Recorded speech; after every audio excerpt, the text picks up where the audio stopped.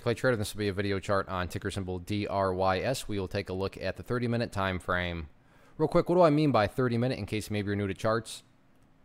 Instead of each one of these candlesticks here representing 1 day's worth of price action, which is what you would normally see, each one represents 30 minutes. So while this here may look like several days worth of time, it's actually just today's price action broken down into 30-minute time slices. I like through this time frame. I think does a good job of telling the quote-unquote story of the price, and just makes mapping out where levels of support and resistance pretty straightforward. And just a quick recap, and this will mean a little bit more to those of you that have watched, and followed DRYS for a while, but it's right back up to the norm. The norm being new lows, and even, after reverse split after reverse split, the downtrend continues. To be fair, last week, the bulls did make a very, very solid move, which led to the question, hey, is this the start of something bigger, or is that just a dead cat bounce? Well, we now really officially have our answer. That whole move there was a total dead cat bounce.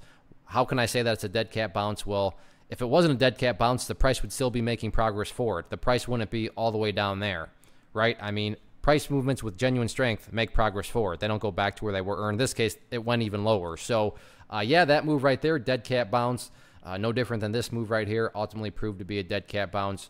So it's back to the drawing board for the bulls. Am I saying that the bulls can never, ever make another nice move again? I'm not saying that at all. As I've said multiple times in regards to this chart, there's money to be made because this one can make some very impressive bounces.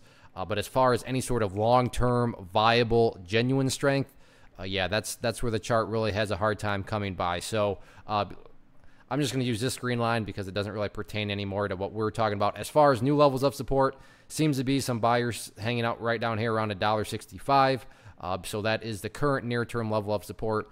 And on the flip side of things, in regards to levels of resistance, all about the purple line. Once again, the 50-period simple moving average. And really the cut and dry way to look at this is simply put, as long as the price is below that purple line going forward, which is, again, moving average, keyword there being moving. So this line is going to continue on moving downwards and look something like that. But as long as the price remains below that purple line, bears are in full control, no questions asked at all. So we'll see what happens with it. Always kind of worth keeping an eye on because there are some good bounces that happen.